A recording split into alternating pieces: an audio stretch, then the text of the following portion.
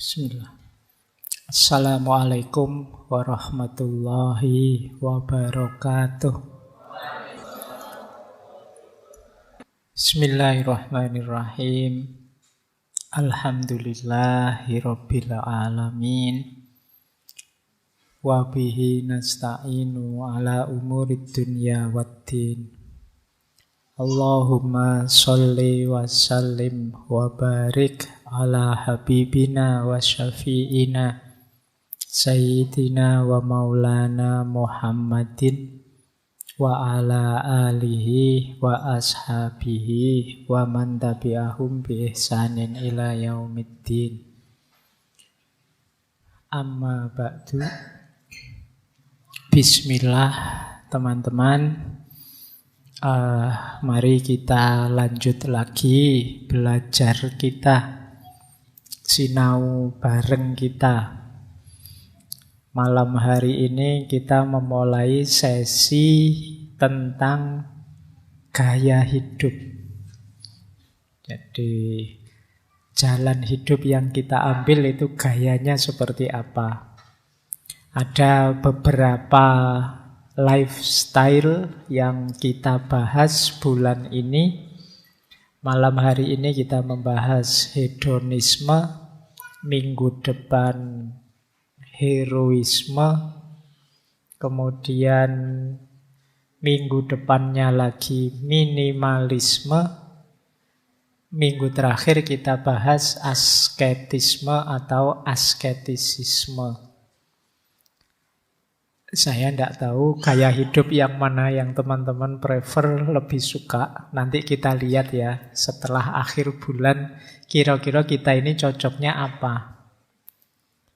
Apa pengen jadi anak hedon, atau pengen jadi orang yang hero, atau hidup minimal saja, atau asketis. Ini dari istilah-istilahnya rasanya sangat barat ya. Apa ndak ada Pak yang gaya hidup Islam atau agama dan lain sebagainya? Ya ada, tentu saja. Ya pelan-pelan kita belajar. Nanti ketemu pada saatnya yang cocok, yang relevan. Bukan berarti kalau istilahnya barat itu kemudian ndak Islam. Jadi bukan berarti kalau istilahnya pakai istilah-istilah yang tidak agama itu tidak religius. Jadi karena religius atau tidak itu nanti hubungannya dengan pemaknaan kita. Bagaimana kita mengolah, mengelola itu sesuai dengan nilai-nilai yang kita yakini. Baik, bismillah. Ambil nafas sebentar. Boleh diminum dulu yang kebagian minum. Yang enggak silahkan lihat yang minum. Iya kan tetap bersyukur lihat temannya bisa minum. Baik, kita mulai belajar. Ini malam hari ini kita belajar hedonisme. Ini rasanya istilah ini istilah yang kesannya agak negatif.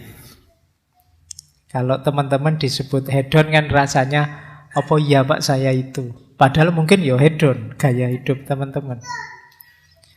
Apa hedon itu mesti matre, mesti yang sifatnya hura-hura, foya-foya apa itu atau seperti apa? Malam hari ini kita belajar ya. Bagaimana ideal yang diinginkan dari gaya hidup hedon ini. Yang dikenal kalau di filsafat namanya hedonisme. Baik, bismillah, kita mulai pelajaran kita. Ini pelajaran beneran. Mungkin ada yang mahasiswa baru ya, kita latihan kuliah. Bismillah, kita mulai. Hedon itu secara umum biasanya didefinisikan pandangan bahwa hidup ini untuk senang-senang. Jadi pandangan bahwa nilai yang namanya kesenangan itu yang paling penting dalam hidup ini. Jadi kalau ada orang bilang misalnya, urip pisan kok sumpek, yuk seneng-seneng yuk. Itu sebenarnya ideologi semacam ini. Jadi alasannya itu disebut hedonisme itu. Kata-kata hedonisme itu ya dari bahasa Yunani, hedonismos, yang akar katanya hedon. Nah, itu kesenangan. Jadi seorang hedonis itu orang yang hidup pokoknya nyari seneng saja, ndak mau ndak seneng. Nah, dan itu nanti luas definisinya. Tidak sesederhana kita mendefinisikan bahwa ini hanya orang yang pingin foya-foya saja. Apa ada orang itu yang tidak ingin senang hidupnya? Pak, saya pingin hidup nyari susah. Gitu ya tidak ada. Secara fitri orang itu ya nyari, ingin hidup itu senang. Hanya saja nanti definisinya tentang senang, jangkauan kesenangan yang dia inginkan mungkin beda. Jadi itu akar katanya. Nanti ada lawan katanya. Kalau hedonisme itu lawan katanya hedonfobia. Hedonfobia itu kebalikannya anak-anak hedon ini. Kalau hedonfobia itu orang yang takut dengan kesenangan. Mungkin ada ya orang yang kalau pas seneng-seneng dia malah khawatir. Wah, ini aku lagi seneng ini. Biasanya sebentar lagi susah ini. Karena hidup ini muter. Jadi dia tidak bisa menikmati. Waktunya bahagia dia malah sedih. Kenapa kok sedih? Pak, setelah bahagia itu kan biasanya kesedihan, Pak. Jadi saya tidak terlalu bisa menikmati seneng-seneng ini. Karena pasti nanti hasil akhirnya ya nanti sedih lagi. Yang lain ketawa dia nangis. Atau kalau ada teman-temanmu ketawa, wah kamu ketawanya keras sekali. Ingat-ingat saja nanti sebentar lagi mesti nangis. Nah, ada kan yang pakai teori itu. Ini jenis hedonfobia. Atau ada orang yang memang tidak bisa ngalami seneng. Namanya anhedonia. Anhedonia itu orang yang tidak bisa seneng. Dia tidak peka terhadap kesenangan. Jadi misalnya, sampean itu juara loh, mbok seneng tuh. Oh iya toh, juara itu harus seneng ya. Nah, itu anhedon namanya. Jadi orang yang tidak bisa ngalami seneng. Ya mungkin pakai bahasa agama, mungkin orang yang sulit bersyukurnya. Hari ini mungkin banyak juga orang yang tipe-tipe anhedon ini. Jadi hidupnya isinya tiap hari mengeluh saja. Dapat kenikmatan apapun dia sambat. Ini kenikmatan tidak hakiki. Ini duniawi saja. Ini sementara saja. Ini pokoknya sambat terus. Jadi membaca hidup ini dari sudut negatif. Kebalikan ekstrimnya yang hedon. Kalau yang hedon ya moco urip iki pokoknya tujuannya seneng-seneng. Ngapain sih susah-susah? Ayo seneng sajalah. Itu anak-anak hedon. Baik, jadi secara definisi itu.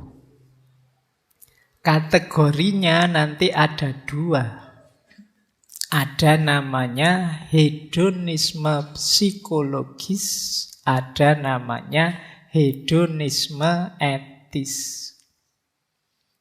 Jadi hedonisme psikologis itu punya pandangan bahwa yang mendorong manusia melakukan apapun ada 2 sebenarnya.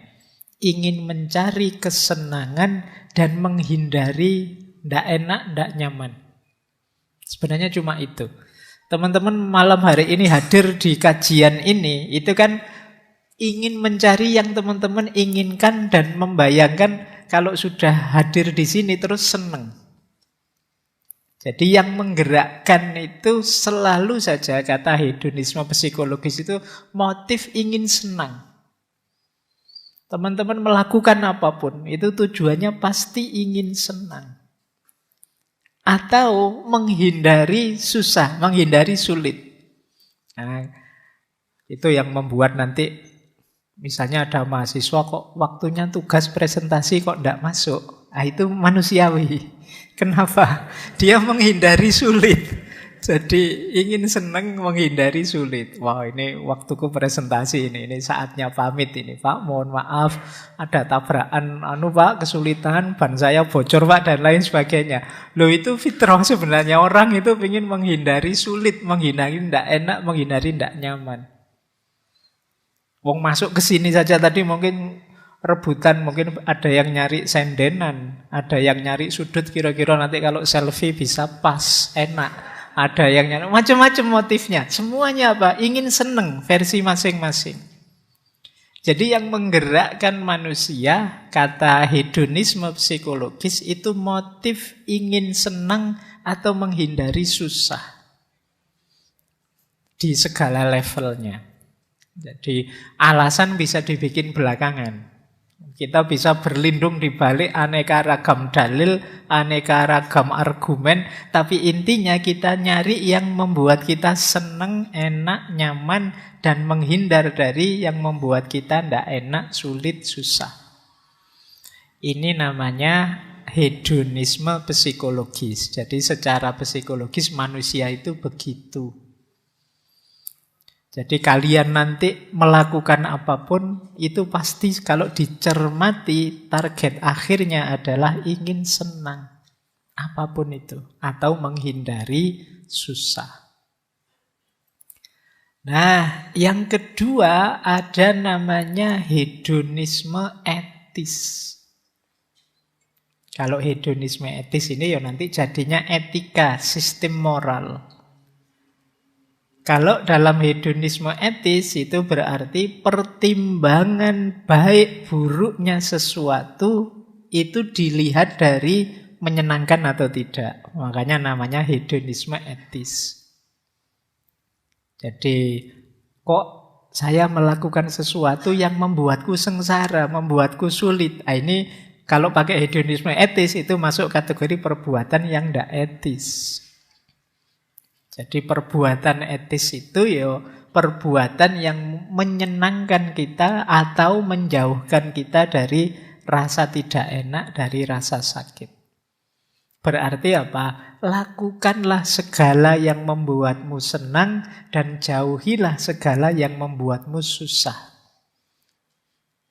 Itu saja rumusnya hedonisme etis. Jadi Pak berarti orang tidak boleh sholat Pak, tidak zakat. Loh, zakat saja, sholat saja. Kalau itu membuatmu senang, lakukan itu.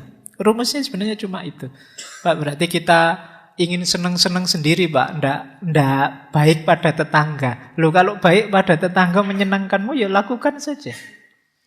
Orang itu nyari senang. Entah rumusnya apa, cari yang paling menyenangkanmu. Oh, itu nanti ini yang membuat nanti beda-beda, ada beda pandangan tentang yang namanya kesenangan. Tapi intinya lakukanlah yang membuatmu senang saja. Kalau kamu ingin bahagia, hindari yang membuatmu susah. Ini rumus dasar dari hedonisme etis. Nanti kata hedonisme etis itu segala perbuatan itu sebenarnya ada dua nilainya. Ada nilai intrinsik, ada nilai instrumental. Nilai intrinsik ini nilai yang hakiki. Kalau nilai instrumental ini alat saja untuk nilai yang hakiki tadi. Misalnya kata kelompok hedonisme etis, satu-satunya nilai yang intrinsik itu kesenangan. Sementara nilai yang lain itu instrumen. Jalan saja, alat saja untuk menuju kesenangan. Misalnya HP ini kan alat untuk saya senang. Ada banyak hal yang menyenangkan saya dari HP ini. Berarti nilai HP ini sebenarnya nilai instrumental. Nilai hakikinya apa? Kesenangan. Jadi nilai puncak itu kesenangan. Kita melakukan apapun ini punya nilai, tapi namanya nilai instrumental, karena dia bukan tujuan finalnya. Tujuan finalnya selalu saja kesenangan. Nah, kalian milih melakukan apa atau tidak melakukan apa, yang kalian lakukan itu hanya alatnya saja, instrumennya saja. Nilai akhirnya apa yang kalian kejar? Kesenangan. Semua orang mengejar kesenangan. Maka kalau ada konflik, kalau ada masalah, problem, itu biasanya ya tabrakan antar kesenangan. Yang satu senangnya kalau tidur lampunya mati. Yang satu senangnya kalau tidur lampunya nyala. Kok ya terus nikah? Oh, itu kan ngeri itu. Tiap malam harus diskusi dulu. Ini lampunya mati apa lampunya nyala. Terus diambil solusi, ya sudah. Kalau yang suka tidur lampunya mati, tidur dulu lampunya dimatikan. Yang tidur sukanya lampunya nyala, tidur terakhir nanti lampunya dinyalakan. Atau sebaliknya, jadi tidurnya gentenan. Tapi sudah nikah kok tidurnya gentenan kan ya ndak enak. Nah ini konflik antar kesenangan. Tapi ya memang puncaknya apapun ya orang nyari senang. Ndak bisa tidak. Kecuali orang yang ndak ngaku bahwa sebenarnya dia nyari senang. Kan banyak di antara kita yang gaya kalau dituduh Allah padune senengmu itu. Tapi kan kita biasanya berlindung di balik dalil, argumen, di balik ideal-ideal apa dan lain sebagainya. Jadi misalnya kemarin ada yang ketemu saya membahas tentang demo itu. Terus ngutip ngaji filsafat, Pak, mahasiswa itu kan ada tipe suka demo, ada tipe suka di perpus itu. Nah, demo maupun ke perpus itu instrumen. Hakikatnya apa? Dua-duanya mencari yang dia seneng. Jadi yang ikut demo ya memang seneng dengan demo. Yang ke perpus seneng dengan ke perpus. Meskipun dua-duanya mungkin kalau ditanya ya dibungkus dengan aneka dalil. Argumen. Kita itu kan agen sosial, Pak. Maka kita harus turun itu. Ya waktunya jiwanya cocok dengan itu, seneng. Yang ke perpus juga begitu loh. Kita punya tanggung jawab intelektual ini, Pak. Nanti ditanya oleh masyarakat ilmunya dan lain sebagainya. Tapi argumen ini hanya instrumennya. Hakikatnya apa? Kita seneng atau tidak seneng. Makanya pernah saya sampaikan itu kan orang itu sebenarnya lebih banyak disetir oleh seneng dan tidak seneng dari dirinya. Dibandingkan benar salah atau baik buruk yang ada ideal di kepalanya. Saya seneng dulu, nanti argumennya belakangan. Jadi saya mengidolakan PSS dulu. Nah, nanti alasannya belakangan. Meskipun bolak-balik kalah, tak carikan alasan biar kegemaranku ini terjustifikasi. Jadi ini yang dimaksud tadi ya, dasarnya orang hidup ya semua nyari seneng. Jadi ini kategori namanya hedonisme etis. Jadi bermoral tidak, etis tidaknya sesuatu itu dilihat dari menyenangkan atau tidak, membawa kita jauh dari rasa sakit atau tidak. Ukurannya dua. Kenapa begitu? Karena hedonisme psikologis.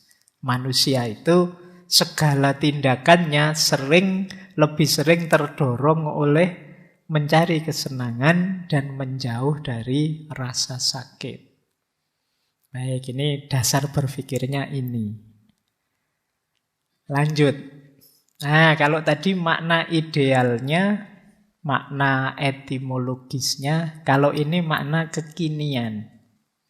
Yang tadi saya bilang hedonisme itu sering dipandang negatif, itu biasanya makna kekinian ini. Mengapa sih orang memandang hedon itu negatif? Karena 5 ciri ini biasanya.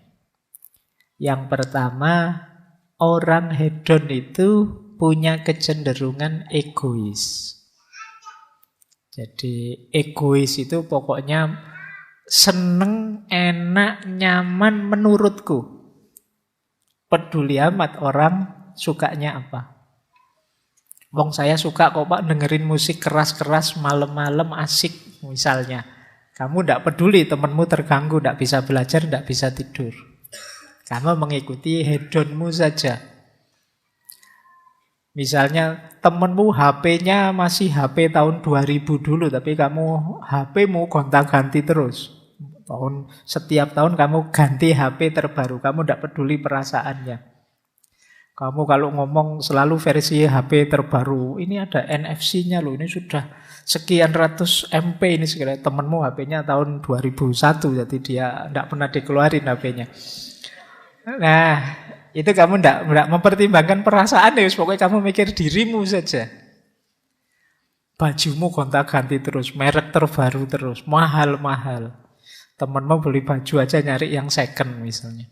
Nah ini egois, orang tidak mikir sekelilingnya. Pokoknya aku pingin seneng, itu saja. Nah, terus yang kedua yang sering dikeluhkan dengan perilaku hedon tentu saja materialisme. Kecenderungan hari ini orang hedon itu dilihat ya dia ingin nyari seneng-seneng level materi.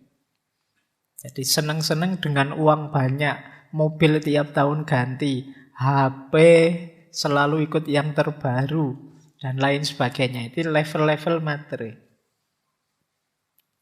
Tas saja yang harganya sekian, bajunya 12 juta, tasnya 10 juta, kopiahnya 7 juta. Walau ini sekali pakai itu kamu kuliah S1, S2 sampai lulus itu. Jadi sementara kamu bayar UKT-nya nunggak. Jadi ini fokusnya pada materi. Jadi materialisme. Jadi kecenderungan pemaknaan hedon, kalau ada orang kok disebut, wah kamu hedon banget ya, itu biasanya levelnya materi. Tidak mungkin kalau hari ini orang disebut hedon itu, wah kamu kesenangannya kesenangan spiritual, ya pasti tidak begitu. Selalu orang yang disebut hedon itu hari ini yang sifatnya materialistik. Kemudian yang ketiga yang disebut hedon itu biasanya konsumerisme. Jadi orang merasa eksis ketika mengkonsumsi sesuatu yang paling update, yang terbaru, yang paling elit, yang paling mewah. Nah, ini pokoknya ingin mengkonsumsi apa. Kalau di pikiran kalian, yang kalian pikirkan, Pak saya ingin ini, ingin itu, ingin ini, ingin itu. Ingin ini, itunya itu isinya hal-hal materi yang sifatnya konsumtif. Kemungkinan kalian punya bakat hedon. Ya memang kurang modal saja sayangnya. Jadi kalau ada uang mungkin kalian ngalah-ngalahi yang sekarang pamer segala macam kemewahan itu. Cuma ya terbatas saja modalnya. Jadi konsumerisme. Kalian merasa eksis kalau mengkonsumsi hal-hal yang sifatnya mewah, dipandang kelas tinggi, dari kelas sosial yang lebih tinggi dan lain sebagainya. Jadi sehingga ketika kalian sekarang tidak ada di situ, kalian merasa hidupnya tidak ada artinya. Hidupnya, wah apa sih Pak saya ini? Motor saja keluaran tahun 95 itu pun tidak ganti-ganti sampai sekarang misalnya. Laptop saja itu beli second, itu pun ya macam-macam tambal sulamnya misalnya. Jadi kalian merasa dirimu rendah ketika tidak mengkonsumsi yang mewah, yang luxury dan lain sebagainya. Kemudian yang ketiga, ekstravagan. Ekstravagan itu mungkin makna mudahnya boros. Jadi yang kalian kejar biasanya bukan kebutuhan, tapi gaya, tapi status, dan lain sejenis itu namanya ekstravagan. Jadi orang hedon itu ya tidak cukup punya, kadang-kadang HP tahun ini dan tahun depan itu selisihnya tidak banyak, cuma beda sedikit saja misalnya. Tapi kalian ya bela-belain harus ganti HP Pak. Masa ini sudah bulan September 2022 misalnya HP kita masih HP tahun 2021 misalnya. Itu padahal KCM mau setahun, tapi kalian merasa sudah kalah jauh. Itu terus kalian bela-belain nyicil tiap bulan sekian ratus ribu hanya untuk ganti HP yang fungsinya sama persis dengan yang kalian pegang sekarang. Itu namanya ekstravagan. Jadi kalian boros, menghambur-hamburkan sesuatu yang sebenarnya tidak terlalu manfaat, wong kalian sudah punya. Itu pun kadang-kadang pelitnya luar biasa, HP-nya yang lama dibeli orang, diminta orang juga tidak diberikan. Pokoknya pinginnya yang terbaru ya punya, yang lama juga punya. Nah, ini gaya ekstravagan. Orang yang hidupnya boros. Dan tentu saja yang terakhir superficial. Superficial itu dangkal. Melihat segala sesuatu hanya dari tampilannya saja, luarnya saja. Kalian terkagum-kagum kalau orang, ini mobilnya update terbaru. Andai saja saya punya yang seperti itu ya. Yang dilihat hanya level itunya. Ini namanya superficial. Kalian hanya lihat tampilannya saja. Jadi hari ini orang yang disebut hedon itu secara umum dimaknai yang pertama orang yang egois, yang kedua materialistik, yang dia lihat level materi, yang ketiga konsumerisme, berhubungan dengan apa yang kita konsumsi, fokusnya pada konsumsi saja. Yang keempat boros, ekstravagan, tidak taktis penggunaannya. Dan yang terakhir superficial. Superficial itu melihat yang dangkal-dangkal saja, kurang dalam. Ini namanya orang hedon. Ini kalau pakai bahasa agama ya wa mal hayatud dunya illa mata'ul ghurur. Jadi kalau katanya Al-Quran kan kehidupan dunia itu kesenangan yang menipu. Nah, berarti kalau kita gayanya semacam ini, kita termasuk orang yang tertipu. Ini boleh nanti direfer dulu, kita pernah ngaji tentang Imam Ghazali itu ya, yang membahas tentang jenis-jenis orang yang tertipu. Baik, ini makna hari ini yang populer sekali kadang-kadang kita pakai untuk meledek orang, kita pakai untuk ngece orang. Sekarang kita lacak filsafatnya ya. Apa iya sih maknanya hedon itu sedangkal itu? Kita mulai, bismillah, kita mulai ngaji filsafatnya. Kalau tadi masih trailernya. Sekarang yuk kita pahami. Sekarang diawali dari makna kesenangan. Oke, ini nanti menentukan diskusi selanjutnya. Kesenangan itu, kalau yang hedon saya jelaskan barusan itu biasanya memaknai kesenangan ya, yang materi tadi kan, kesenangan indrawi. Makan enak, minum segar, senang-senang dengan barang-barang mewah, dan lain sebagainya. Ini kesenangan di makna yang umum saja, dalam bahasa sehari-hari. Tapi sebenarnya maknanya kesenangan itu luas. Nah, sekarang mulai berfilsafat ya. Jadi senang itu kan hubungannya dengan perasaan kita. Dan itu tentu saja banyak. Jadi tadi saya contohkan bahkan ya kalau kita senang dengan sholat, ya sholat itu berarti bagian yang menggembirakan. Senang dengan zakat, senang membantu orang, itu kan juga bagian yang menyenangkan. Senang olahraga, senang melihat pemandangan indah, senang melihat fenomena kemanusiaan orang saling bantu. Ini juga jenis kesenangan. Kalau per definisi hedon yang menyenangkan tadi, sebenarnya hedon itu luas. Tidak sekedar kesenangan fisik. Ada banyak hal yang menyenangkan.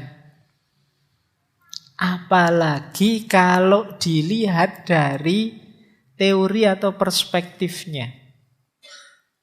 Ada teori kualitas, ada teori sikap.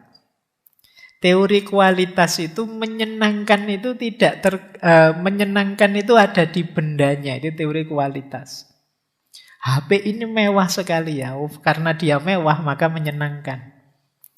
uangku banyak sekali ya, karena uangnya banyak maka menyenangkan. Jadi senang atau tidak itu ada di bendanya. Tapi nanti ada teori yang kedua, teori sikap. Kalau di teori sikap ini senang atau tidak ada di bendanya, tapi ada di batin kita. Uang saya sih sedikit, tidak banyak, tapi saya senang sudah dengan ini. Uang sedikit ini kalau saya bisa sudah pakai macam-macam untuk senang-senang banyak hal sudah. Nah ini kuncinya senang bisa ada dalam diri kita. Ini teorinya pakai teori sikap. Jadi menyenangkan atau tidak itu ternyata tergantung kita. Tidak tergantung barangnya atau sesuatunya. Beda dengan perspektif pertama. Kalau perspektif pertama tadi teori kualitas, menyenangkan atau tidak tergantung barangnya, sesuatunya. Kalau ini tergantung kita.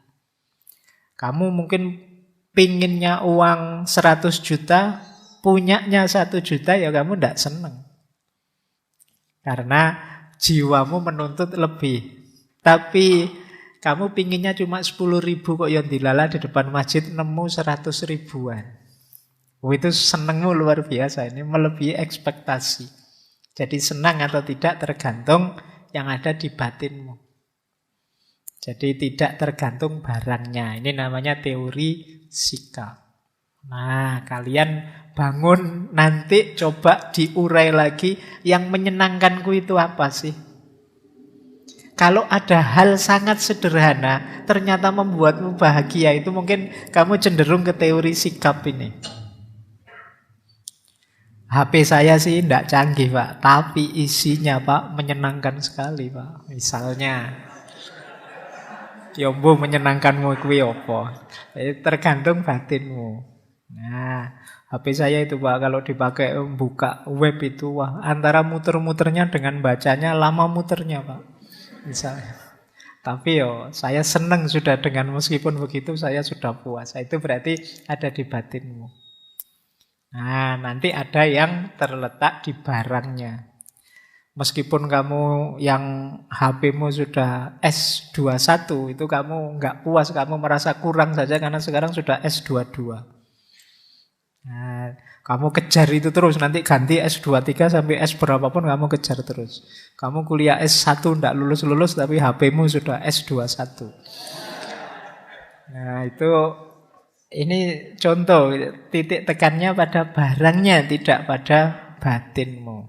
Nah ini teori kesenangan. Maka tadi ini bisa nanti dipakai untuk mengurai tadi, hedon tadi. Jangan-jangan pemaknaan kesenangan kita terlalu sempit. Kalau ada orang memaknai tadi, Pak, yang saya senangi ini, coba dicek. Itu terbatas pada yang materi-materi saja atau yang mewah-mewah saja, yang boros-boros, atau sebenarnya ada yang sangat sederhana saya juga suka toh Pak. Mungkin tidak termasuk hedon yang tadi. Ada makna hedon yang lain. Makanya nanti ada kategori higher hedonism dan base hedonism. Nah, jadi ada hedon kelas tinggi dan hedon kelas rendah. Hedon kelas tinggi itu bukan kok terus yang barangnya mewah-mewah, yang hedon kelas rendah yang barangnya sepele-sepele, enggak. Hedon kelas tinggi itu adalah ketika kesenangan yang saya cari, yang sifatnya mewah-mewah dan lain sebagainya tadi, itu bukan kesenangan final.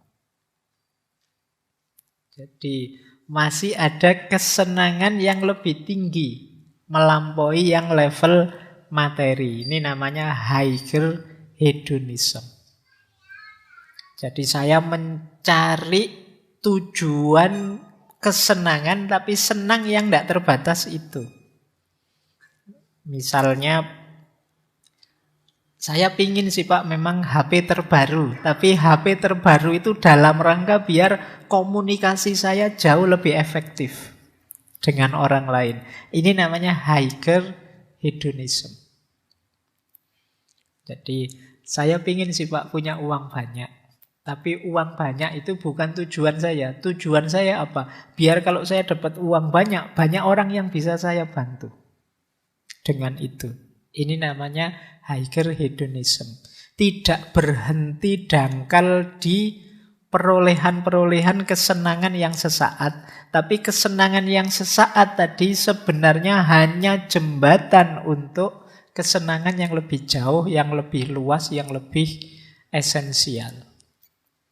Ini namanya higher hedonism. Ya memang Pak, saya ingin punya barang-barang mewah. Tapi barang-barang mewah itu ingin saya beli biar saudara-saudara saya yang miskin itu juga turut merasakan.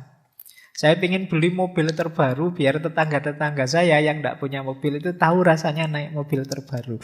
Sehingga kehidupan sosial kita jauh lebih baik. Ini namanya higher hedonism. Jadi hedonisme yang lebih tinggi.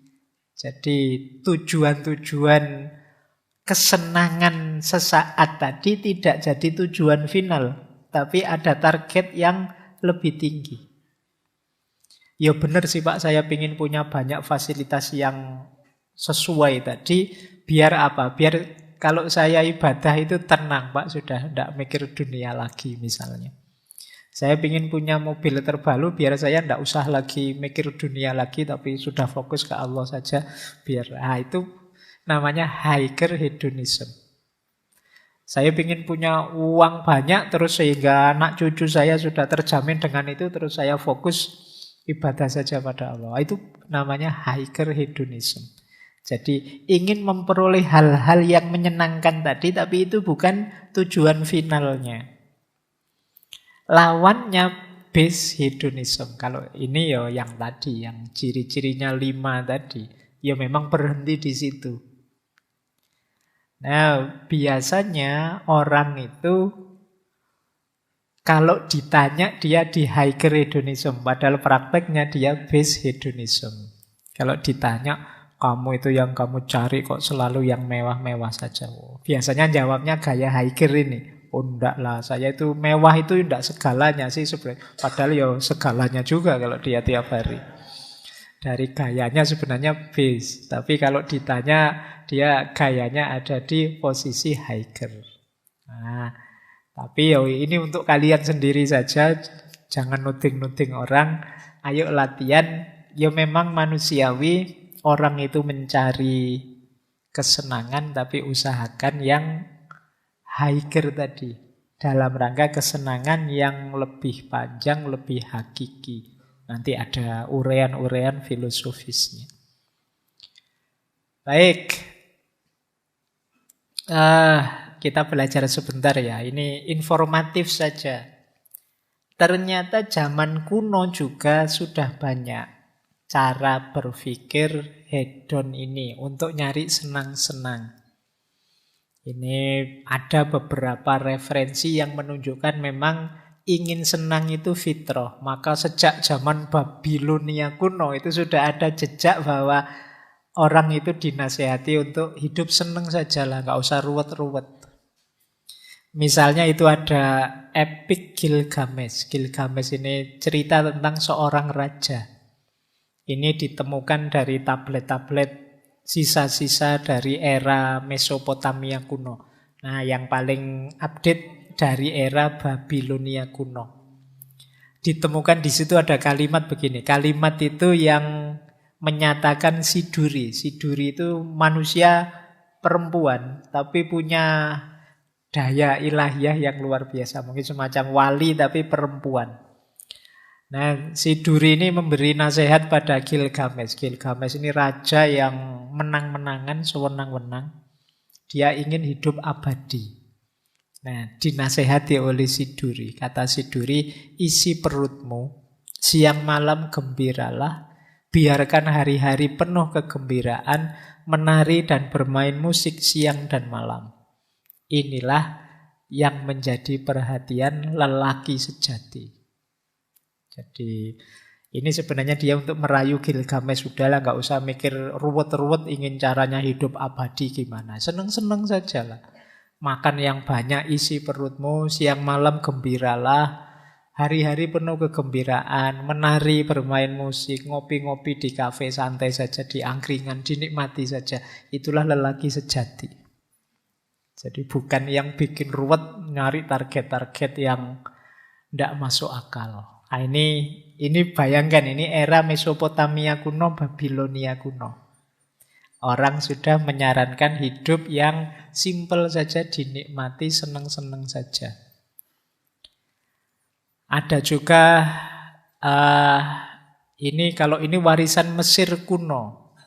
Jadi di Mesir kuno itu ditemukan tulisan-tulisan yang dikenal sebagai harper song. Ini lagu yang menggunakan harpa. Kalau teman-teman lihat lukisan-lukisan yang orang main harpa, nah, ditemukan juga syair-syair lagunya. Banyak di antara syair-syair harper song itu, lagu-lagu yang pakai harpa itu mengandung unsur-unsur hedonistik. Yang ditemukan itu tidak saya bawa kalimat langsungnya, tapi isinya itu antara lain ada yang bunyinya, yuk kita seneng-seneng saja, karena kita tidak dapat memastikan apakah nanti kita di akhirat bahagia atau tidak. Jadi ini mungkin ada yang pakai logika ini ya. Ayo seneng-seneng saja di dunia, wong di akhirat tidak mesti. Nanti ada yang bilang, loh amal saya banyak loh. Loh katanya amal itu tidak menjamin masuk surga. Jadi masuk surga tidak mesti. Jadi di akhirat nasib kita tidak jelas. Itu kalau di dunia sudah sumpek, sudah ruwet hidup kita loh, senengnya kapan? Nah di Harper Song ini kita disindir, yuk mau hidup sekali mbok yang seneng. Yo besok kita tidak tahu nasib kita seperti apa di akhirat. Paling tidak kan sudah pernah seneng. Kalau nanti di akhirat yo jungkir balik, disiksa malaikat, di dunia juga jungkir balik. Hidup tidak bahagia yo sepanjang hayat, dunia akhirat kita susah. Maka di Harper Song itu di antara lain kita diajari yuk seneng-seneng yuk, mumpung masih ada kesempatan untuk hidup. Oh itu logika seperti ini ternyata sudah jalan di era Mesir kuno. Kemudian jangan lupa filosof Demokritos, kapan-kapan kita bahas ya. Dia orang pertama yang punya teori atom dari Yunani kuno. Beliau juga kecenderungannya materialistik, yang menganggap bahwa tujuan hidup tertinggi itu ada dua, kepuasan dan keceriaan. Jadi hidup ini tujuannya kan cuma itu, kita puas dan kita senang. Jadi bukan ideal-ideal dari segala macam, kata Demokritos. Kita puas saja, itu tujuan. Puas itu kan berarti hidup ini sesuai yang kita inginkan. Kan orang sebenarnya cuma ingin itu. Kita sering benci dengan diri kita karena versi kita tidak seperti yang kita inginkan. Maka kata Demokritos, diakui atau tidak, tujuan hidup kita itu pengen puas. Pengen seneng, lega bahwa aku sudah mencapai apa yang aku inginkan. Entah itu isinya apa. Diakui atau tidak, semua orang ingin puas, ingin senang.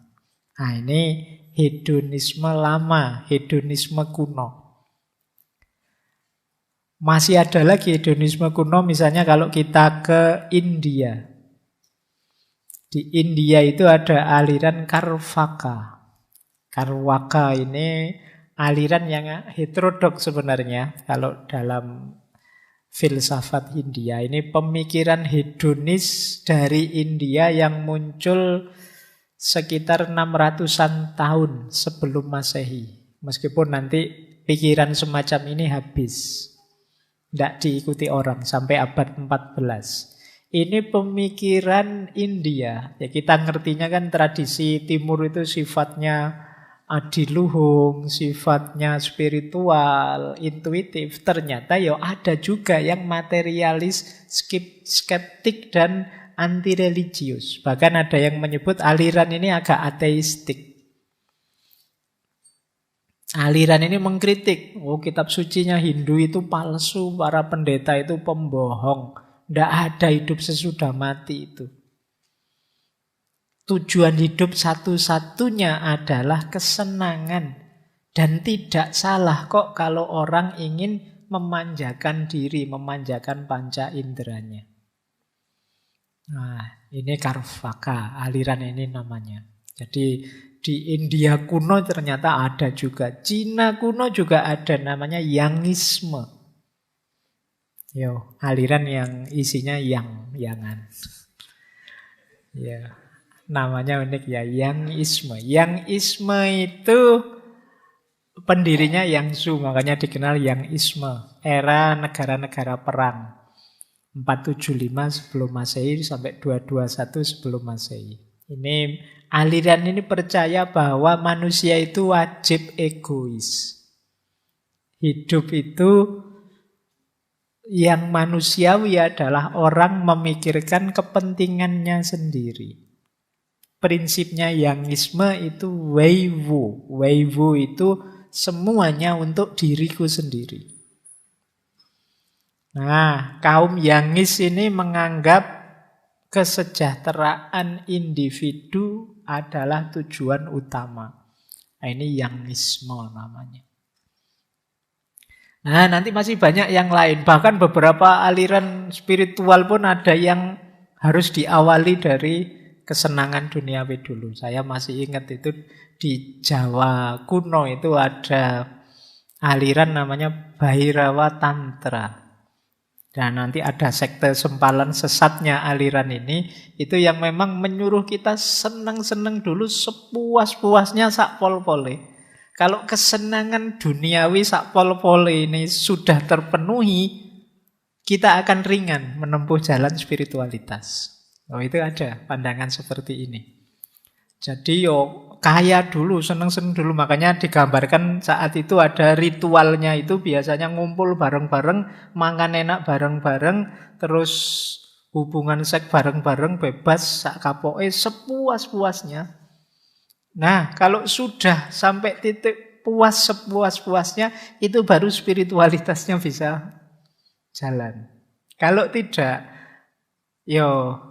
spiritualitas akan hanya jadi sarana untuk memenuhi kebutuhan-kebutuhan duniawi tadi. Ada versi pandangan spiritual yang semacam ini. Jadi, oke ya, ini zaman kuno loh ya, sudah kenal hedonisme. Meskipun dengan definisi dan pengertian yang beda-beda. Baik, saya lanjutkan. Paling tidak kalau teman-teman malam hari ini ada yang merasa, Pak, jangan-jangan saya hedon, Pak. Tidak apa-apa, sejak nenek moyang kita kuno juga sudah ada pandangan-pandangan hedon.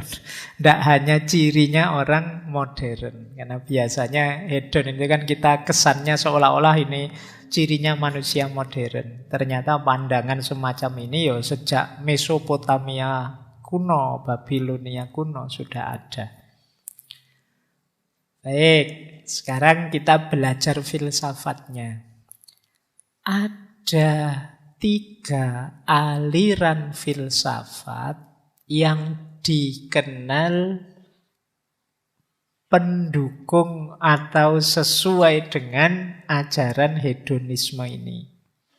Yang pertama aliran Cyrenaic, yang kedua Epikureanisme, yang ketiga utilitarianisme.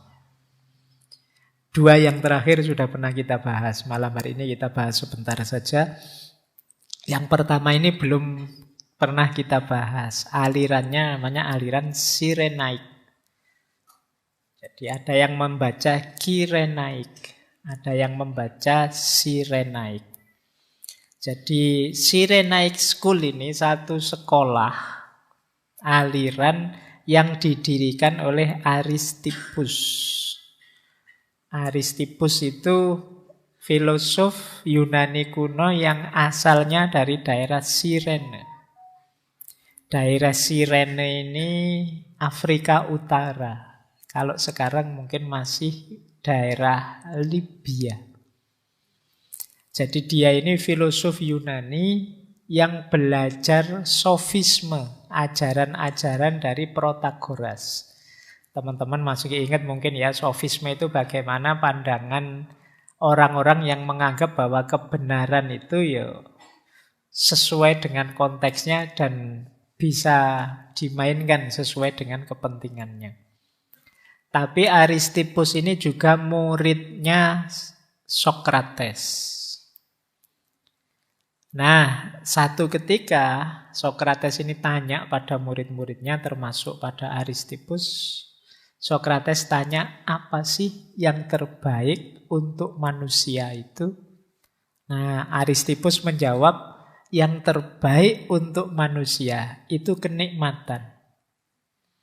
Manusia itu sejak bayi sampai mati yang dicari kenikmatan hidup. Ya kan, bayi itu ya begitu lahir ya dia ingin mencari kenikmatan versi dia, versi bayi. Nanti jadi ABG ya kenikmatan versi ABG. Jadi dewasa, jadi mahasiswa, kenikmatan versi mahasiswa, dan seterusnya. Jadi kata Aristippus, ya yang terbaik untuk manusia itu memang kenikmatan. Wong itu yang dicari. Jadi mencari yang nikmat.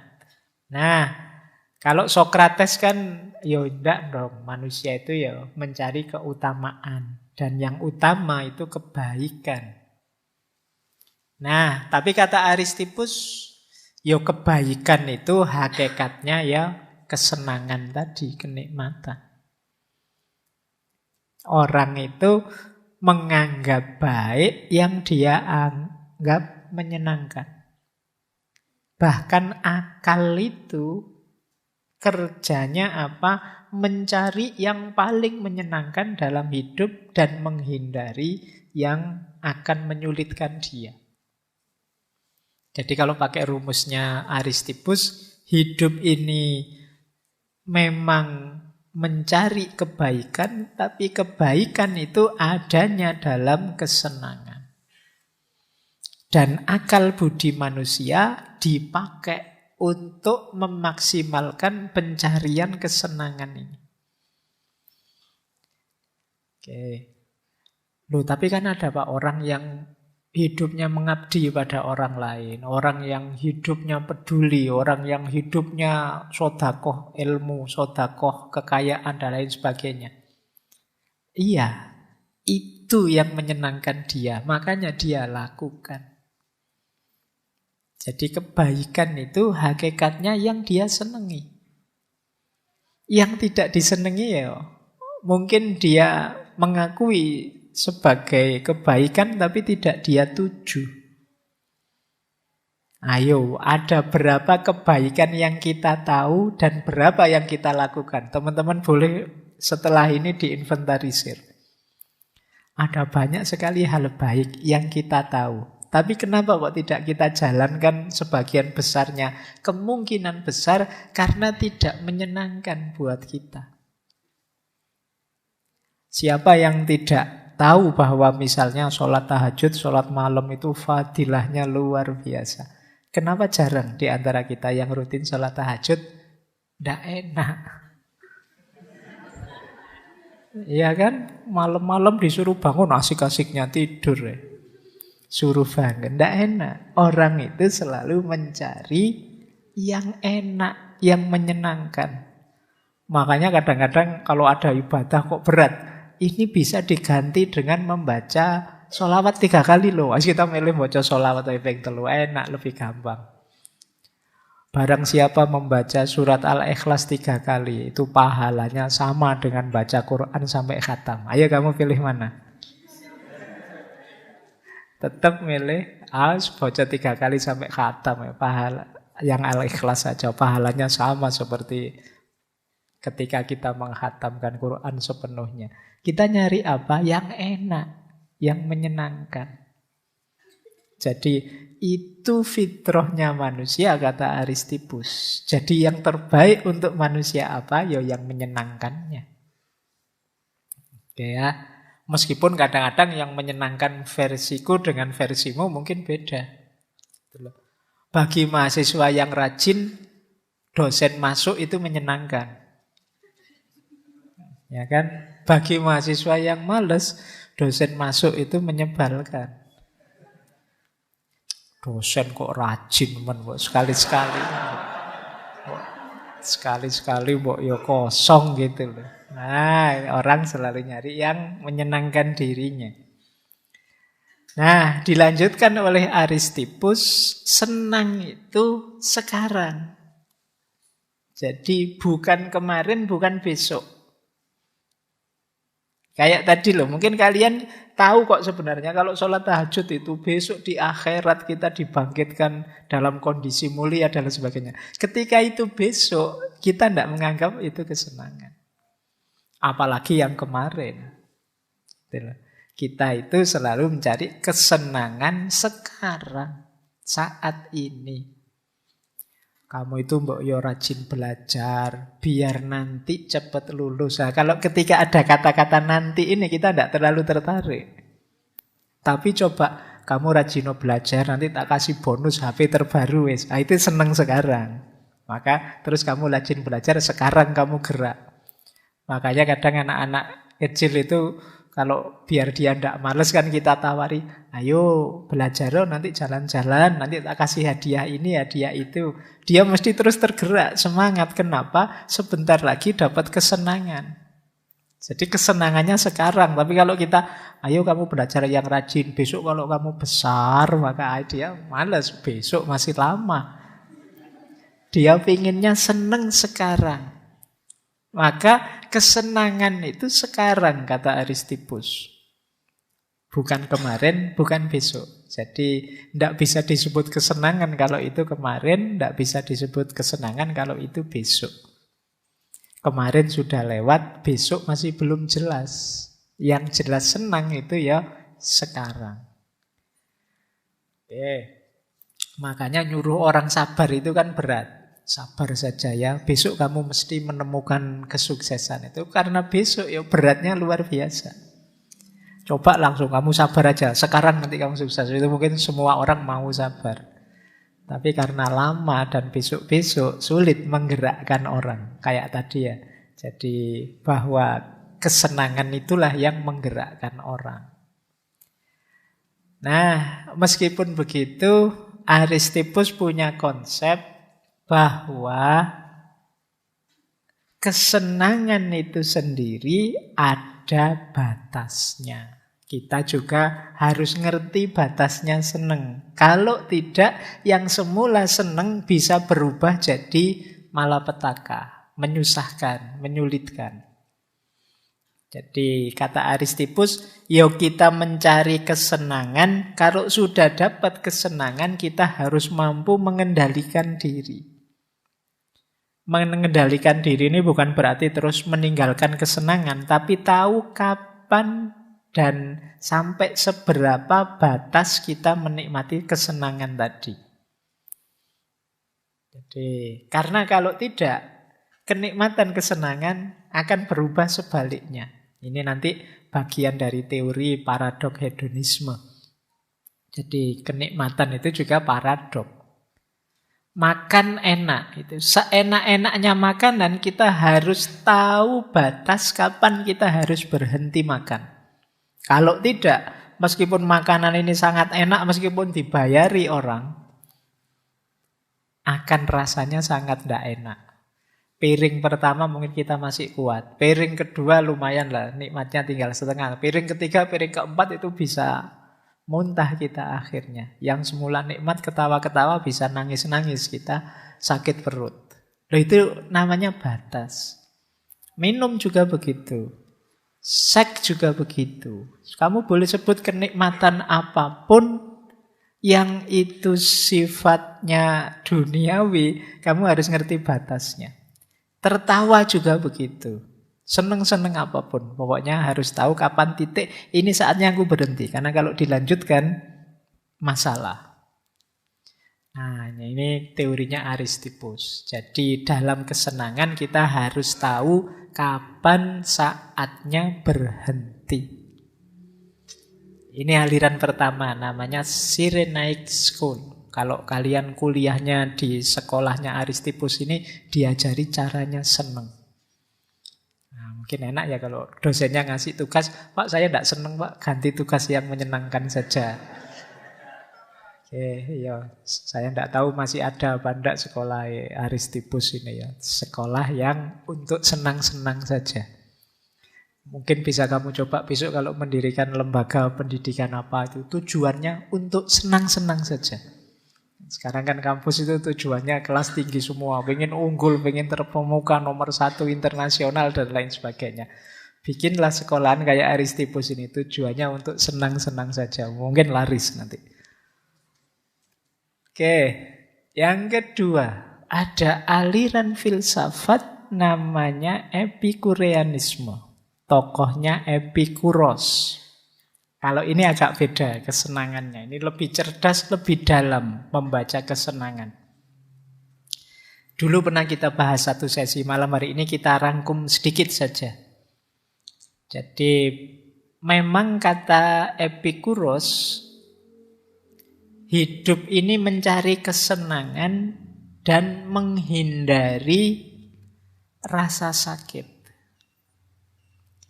Cuma semakin rumit kesenangan biasanya jadinya justru tidak senang. Orang akan lebih bahagia, lebih senang kalau kesenangan itu sifatnya sederhana. Makanya Epikuros dan circle-nya itu justru meskipun punya ideologi mencari kesenangan, dia hidupnya agak asketis.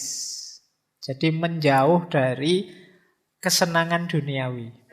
Karena bagi dia itu justru lebih membahagiakan. Nanti ada alasannya. Jadi ya alasan sederhananya seperti tadi. Semakin banyak kesenangan itu semakin tidak senang orang. Nah, meskipun begitu ya orang harus nyari seneng, kata Epikuros. Ini satu quotes yang terkenal sekali. Kata Epikuros, tidak mungkin orang hidup senang tanpa hidup secara bijaksana, terhormat, dan adil. Dan tidak mungkin orang hidup bijaksana, terhormat, adil tanpa hidup yang menyenangkan. Jadi kebijaksanaan, kehormatan, dan keadilan itu pasangannya kesenangan. Makan itu enak, tapi kalau kita budaya makan kita tidak bijaksana, tidak terhormat, dan tidak adil, maka dia tidak akan jadi sumber kenikmatan. Budaya makan yang tidak bijaksana, misalnya makan kok tidak tahu batasnya, terlalu banyak atau terlalu sedikit. Atau makannya tidak terhormat. Ya makan enak sih, tapi tadi nipu, ngutil, misalnya makan yang tidak terhormat. Atau tidak adil. Nah, dengan cara kita misalnya menzolimi orang, merampas haknya orang terus kita makan. Tanpa wise, tanpa kehormatan, tanpa keadilan, tidak mungkin ada kesenangan. Kamu boleh sebut kesenangan apa saja. Kalau itu tidak dilakukan dengan bijaksana, tidak dilakukan dengan terhormat, tidak dilakukan dengan adil, maka tidak akan menyenangkan. Jadi kesenangan itu boleh kamu ganti apa saja. Makan, minum, seks, nikah, poligami, dan lain sebagainya.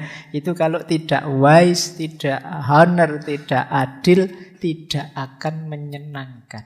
Meskipun tujuanmu ingin senang. Jadi ini rumus dari Epikuros. Makanya dia hidupnya agak asketis, meskipun ideologi yang dikembangkan hedonistik, mencari kesenangan, tapi dengan definisi kesenangan yang berbeda. Ini rumusnya kesenangan. Ini boleh teman-teman jadikan patokan. Seneng yang sejati. Versi Epikuros. Ada beberapa rumus. Yang pertama, tentu saja kesenangan itu pintu gerbangnya kebahagiaan. Kan ada orang itu yang bilang, Pak, saya tidak mengejar kenikmatan, kesenangan, tapi saya mengejar kebahagiaan. Tapi kata Epikuros, yo untuk menuju bahagia, yo kamu perlu kesenangan. Meskipun berhenti di kesenangan, belum tentu kamu sampai pada terminal kebahagiaan. Yang kedua, rumusnya kata Epikuros, senang itu kayak tadi ya, intrinsik. Itu fitrah kita, sudah dorongan diri kita mencari senang itu.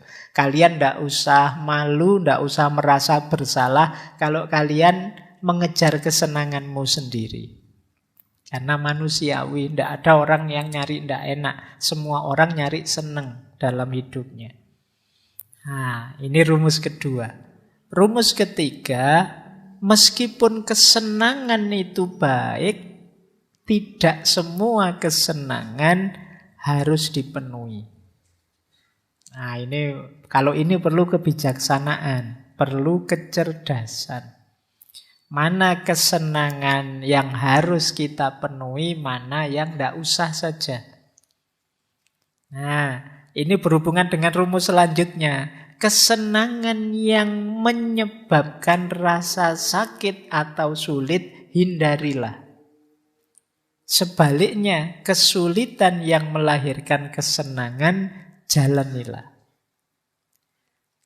Ini nanti berhubungan dengan pernah kita membahas sesi tentang pengorbanan. Kadang-kadang demi kesenangan yang lebih panjang, lebih luas, kita korbankan yang sekarang. Saya capek sebentar ndak apa-apa. Yang penting nanti orang-orang seneng saya dapat pujian. Ini milih ndak seneng dulu demi senang yang lebih panjang, lebih besar nantinya. Atau sebaliknya. Jadi menghindari kesenangan demi nanti biar ndak sakit. Kayak disuruh pakai masker misalnya. Itu kan ndak enak.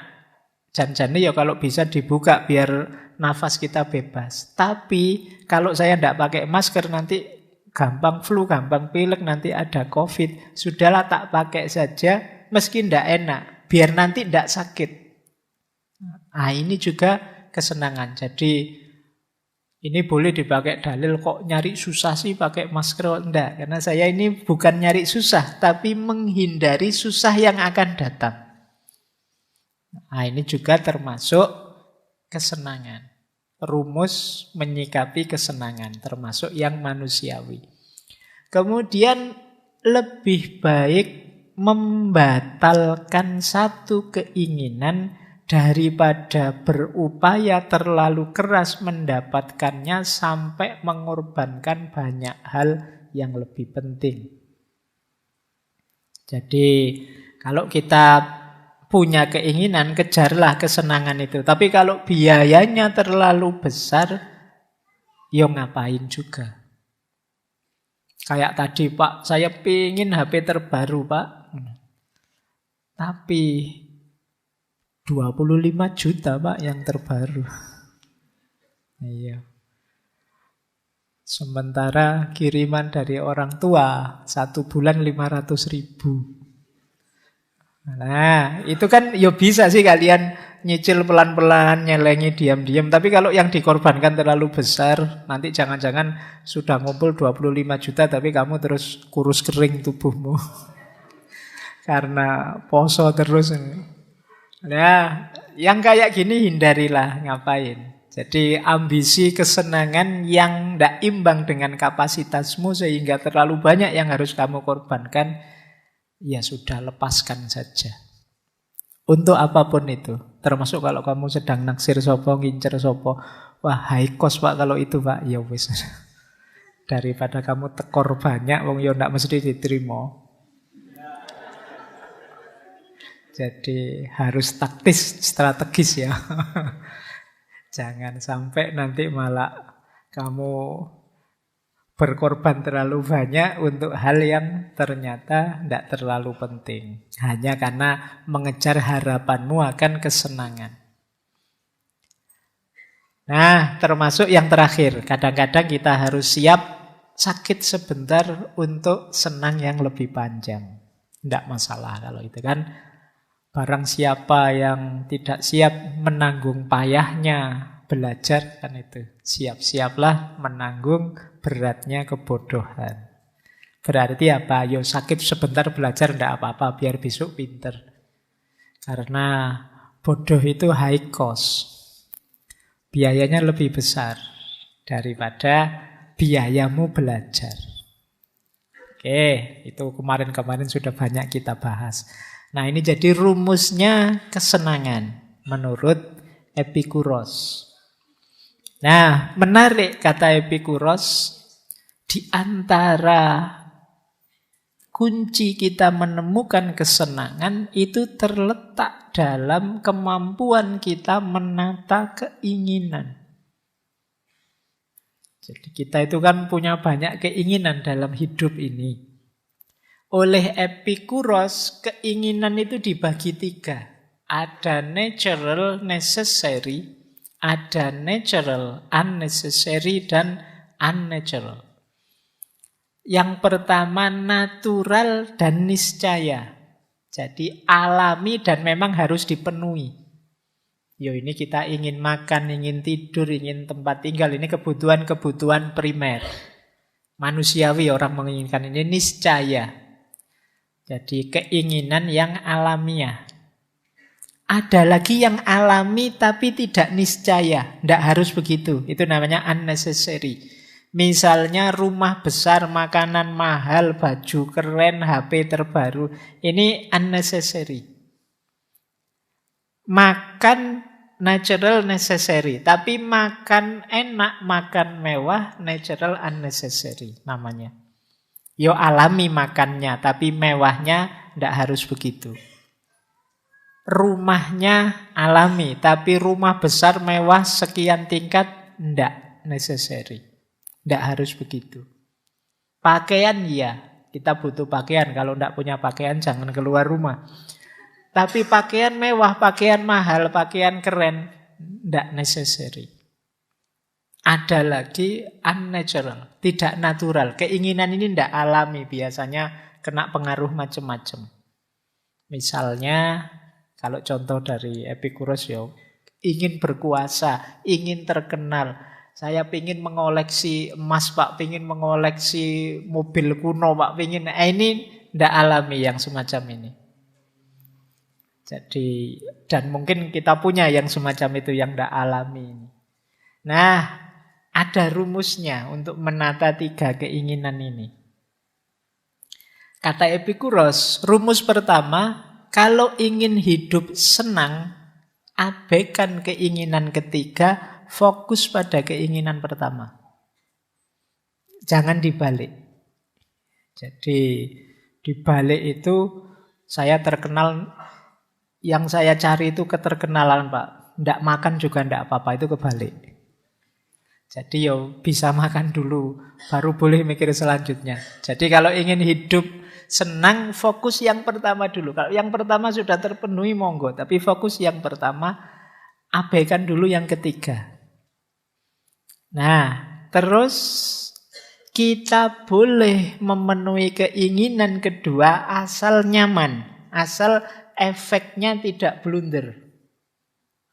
Makan enak, ya boleh. Asal tidak blunder. Setelah makan enak terus 3 hari tidak makan. Nah, itu namanya blunder. Jadi boleh yang kedua dipenuhi asal tidak menimbulkan rasa sakit. Nah, terus keinginan ketiga, ini kalau menguasai kita dalam jangka waktu yang lama akan merusak hidup. Pak, 10 tahun terakhir ini saya fokus pingin berkuasa terus. Itu biasanya hidupmu akan jungkir balik. Tidak puas, tidak nyaman, tidak enak. Pak, saya itu sudah 5 tahun ini Pak bikin channel medsos banyak sekali. Pengen terkenal Pak. Kok tidak terkenal ya Pak sampai sekarang misalnya. Itu kan kamu gelisah, hidupmu tidak nyaman. Kenapa? Keinginanmu tidak pas, tidak match. Nah, kemudian yang terakhir, setiap keinginan yang akan kita wujudkan harus kita pahami dalam konteks hidup kita secara utuh. Durasinya kita perhatikan. Jangan sampai senang sesaat, tidak senangnya lama, panjang. Nah, ini menata keinginan namanya. Oke ya, kalau ingin senang yang sejati. Jadi ada yang natural, necessary, ini wajib kita penuhi. Ada natural and unnecessary, Ini kita perhatikan, harus hati-hati, jangan blunder. Ada yang tidak natural. Kalau yang tidak natural itu terakhir-terakhir saja. Tidak terpenuhi juga tidak apa-apa. Baik, kita lanjutkan. Hidup hedon. Yang ketiga, utilitarianisme. Ini pernah kita bahas, silahkan teman-teman direfer ya. Kita dulu pernah membahas, John Stuart Mill juga pernah membahas aliran etika namanya utilitarianisme. Jadi kalau ini sudah dikembangkan hidup senang tadi dalam satu sistem filsafat, namanya utilitarianisme. Filsafat etika namanya. Jadi kata utilitarianisme ya, moral itu dibuat untuk manusia, bukan sebaliknya, manusia untuk moral. Maka hukum moral itu harusnya memenuhi kebutuhan manusia, termasuk kebutuhan untuk senang. Rumusnya utilitarianisme, semua tindakan harus diarahkan untuk mencapai kesenangan terbesar untuk sejumlah besar orang. Ini rumus dasarnya utilitarianisme. Misalnya ngaji malam hari ini misalnya, sebagian besar sukanya ngaji itu gelap, lampunya mati. Yang tidak suka ngaji gelap paling hanya 3 orang misalnya. Dari sekian banyak orang. Itu etisnya adalah lampunya mati. Jadi ya tidak tahu nanti apa yang terjadi kalau lampunya mati. Nah, tapi etisnya begitu. Kenapa? 90% lebih ingin lampunya mati. Kok lampunya nyala? Itu tidak etis. Karena hanya nuruti 3-4 orang, yang 90 orang dikorbankan. Nah, ini namanya utilitarianisme. Mahasiswa 40, yang 30 ingin libur saja. Yang 10 ingin tetap kuliah. Loh, itu etisnya libur. Jadi karena menyenangkan, membahagiakan sebagian besar orang. Jumlah terbesar orang. Nah, ini utilitarianisme. Jadi moral atau hukum itu harus diarahkan untuk mencapai kebahagiaan paling besar untuk sejumlah terbesar orang. Nah, ini logika dari utilitarianisme. Nanti ada 2 aliran dengan 2 tokoh. Ada kuantitatif hedonisme, tokohnya Jeremy Bentham. Ada kualitatif hedonisme, tokohnya John Stuart Mill. Mudahnya kalau kuantitatif hedonisme itu kesenangan bisa diukur, bisa dikira-kira secara kuantitas. Kuantitas itu berarti diukur materi kesenangannya. Kalau Stuart Mill ini kualitasnya. Nanti kita lihat ya bedanya apa kuantitas sama kualitas. Misalnya Jeremy Bentham yang tadi kuantitas itu punya hedonic calculus. Hedonic calculus itu kalau kita ingin melakukan satu tindakan, pilihlah yang paling menyenangkan. Menyenangkan itu dihitung apanya? Nah, kalkulusnya ini. Jadi tindakan menyenangkan itu rumusnya intensitas, durasi, kepastiannya, kedekatannya, kemanfaatannya, kemurniannya, dan keluasannya. Ini namanya hedonic calculus. Ini menarik ya, mengukur kesenangan. Makanya disebut kuantitatif tadi. Kesenangan itu bisa diukur. Maka yang pertama intensitas. Jadi intensitasnya itu terasa benar atau enggak, itu kan intensitas. Mendalam apa enggak.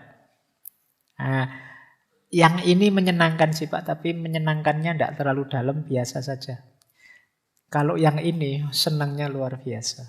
Dipuji temen cowok yang kamu benci dengan dipuji temen lawan jenis yang kamu senang. Oh, itu intensitasnya kan beda rasanya. Aduh, dia yang muji.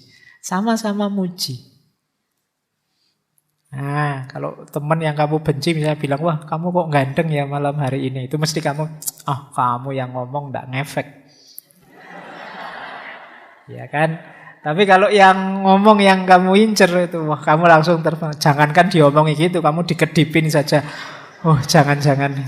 Itu hubungannya dengan intensitas. Jadi menyenangkan itu ada kalanya diukur intensitasnya. Jadi mahasiswa yang sejak semester 1 nilainya CDE. Oh, itu begitu dapat nilai B itu rasanya luar biasa. Ya kan? Itu intensitas. Tapi mahasiswa yang sejak semester 1 nilainya AB, dapat nilai B enggak ngefek, enggak terasa, biasa. Itu kesenangan, cara menghitung intensitasnya. Yang kedua durasi. Durasi ini lamanya. Ini menyenangkan sih, tapi cuma 1 menit. Nah, kalau itu menyenangkan 1 jam. Oh, kalau itu 1 minggu kita bisa senang terus. Nah, ini senang atau tidak bisa diukur durasinya. Bisa juga kepastian. Nah, kepastian ini biasanya berhubungan dengan ini besok mesti enak enggak? Mesti senang enggak? Itu kepastian. Ada yang sekarang kita rasakan dan menyenangkan dengan ini senangnya besok loh. Itu kan beda. Secara kepastian. Kalau ini jelas, kalau itu masih besok, masih belum pasti. Makanya tadi yang tentang akhirat dan lain sebagainya itu kan ada pernyataan yang tadi bahwa ayo kita senang-senang sekarang. Kenapa lebih pasti dibandingkan besok? Itu namanya prinsip certainty. Kemudian yang keempat kedekatan, propinquity. Kedekatan itu senangnya itu berjarak atau memang kita rasakan benar. Jadi nikmat bersamamu itu nikmat yang berjarak atau ya kita memang bareng-bareng, kedekatan. Bukan seneng yang di sana, tapi seneng yang langsung kita nikmati sekarang bareng-bareng. Nah, itu namanya propinquity. Mungkin antara yang hadir ngaji dengan yang dari YouTube itu mungkin durasi senengnya, intensitas senengnya beda. Kenapa? Kedekatannya beda. Kalau kalian ini kan dekat sekali. Sementara yang YouTube ada jaraknya. Saya bilang malam Kamis hari ini, nanti di YouTube Minggu, jadinya harusnya malam Senin. Tapi kan berbeda. Ada jarak, itu kedekatan namanya. Kemudian fecundity, kemanfaatan. Jadi, oh ini manfaatnya banyak sekali buat saya. Yang sana enggak, biasa saja. Itu level kesenangan dari sisi kemanfaatan. Kemudian purity. Purity itu kemurnian. Asli enggak ini?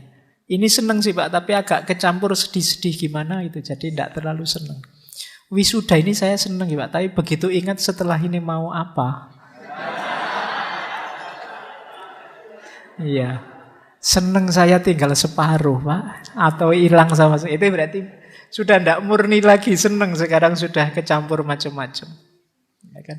Saya nembak diterima seneng sih Pak, tapi terus berarti habis ini saya harus neraktir, saya harus jalan-jalan nganter, kuliah nganter. Wah berat, ini tidak murni, berarti tidak purity. Itu bisa diukur kesenangan. Kemudian yang terakhir tentu saja keluasan. Jadi kalau keluasan ini ya semakin banyak orang yang senang, itu semakin hedon, semakin menyenangkan berarti. Lebih enak. Jadi kalau ada 2 kesenangan, pilih yang ini menyenangkan semakin banyak orang. Itu nilai ekstensi. Kalau ada 2 kesenangan, pilih yang paling murni, purity. Kalau ada 2 kesenangan, pilih yang lebih banyak manfaatnya. Kalau ada 2 kesenangan, pilih yang paling dekat kesenangannya, bukan kesenangan yang jarak jauh. Kalau ada 2 kesenangan, pilih yang lebih pasti. Kalau ada 2 kesenangan, pilih yang durasinya lebih panjang. Kalau ada 2 kesenangan, pilih yang lebih intens. Ini yang dimaksud hedonic calculus. Ketika kita milih saya harus melakukan apa, hitung itu. Kita kan nyari senang. Nah, Pak ini ada banyak pilihan nih Pak. Pilih dengan kalkulus ini. Putuskan yang paling intensif, durasinya paling panjang, lebih pasti, lebih dekat, lebih manfaat, lebih murni, dan lebih luas. jangkauan kesenangannya. Ini teori namanya hedonic calculus, makanya disebut kuantitatif. Tapi nanti dikritik oleh John Stuart Mill yang punya teori kualitatif. Kalau menurut John Stuart Mill ya tidak bisa diukur seperti itu. Ada banyak kesenangan, mungkin durasinya lebih pendek, tapi lebih menyenangkan. Tidak bisa dilihat kuantitatifnya saja.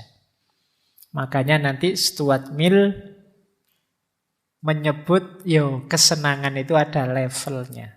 Ada kesenangan level bawah, level dasar, ada kesenangan level tinggi. Kesenangan level bawah itu ya tadi makan, minum, seks, istirahat, kesenangan indrawi. Ini kesenangan yang sifatnya sementara, penuhi secukupnya saja, karena kalau berlebihan dia akan berubah jadi ketidakenaan, ketidaksenangan. Beda dengan kesenangan yang lebih tinggi. Kesenangan yang lebih tinggi itu kesenangan intelektual, kesenangan estetik, kesenangan spiritual. Ini jauh lebih tinggi, lebih abadi, lebih tahan lama.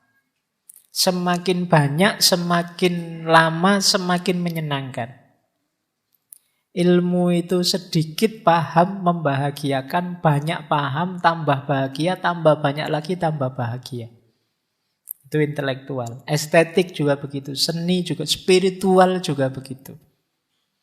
Tambah dekat dengan Tuhan, tambah sadar dimensi ilahiyah hidup, tambah menyenangkan. Ini yang level tinggi. Kalau yang level rendah tadi enggak. Yang level rendah itu penuhi secukupnya saja. Jadi tidak bisa semuanya dihitung pakai kalkulus tadi. Nah, ini kritiknya Mill. Misalnya makan tadi.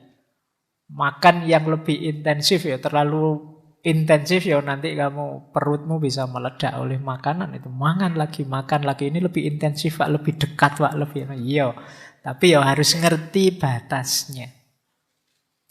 Jadi ini perspektifnya Mill. Alirannya namanya utilitarianisme. Eudaimonistik utilitarian. Utilitarian yang menuju kebahagiaan. Jadi filsafat ketiga yang membahas hedonisme, utilitarianisme. Yang kedua tadi filsafat epikureanisme, kemudian yang pertama tadi sireanisme. Oke, waktunya mau habis. Nah, sekarang kita lihat ada beberapa perspektif yang mungkin perlu kita pertimbangkan. Yang pertama, ada namanya paradok hedonisme. Jadi paradok hedonisme itu ya paradok dari kesenangan. Ini unik. Dalam paradok ini ada pandangan justru kalau kita terus-terusan mencari kesenangan, ya kita tidak akan ketemu kesenangan yang sesungguhnya. Orang yang mencari kebahagiaan itu pasti dia tidak bahagia. Berarti orang yang mencari kesenangan itu kan dia belum senang kan berarti. Loh kalau hidupmu ingin terus Pak mencari kesenangan, berarti kamu terus tidak senang. Justru orang yang mengejar kesenangan, dia tidak merasakan kesenangan. Oke, jadi ini menarik paradok ini.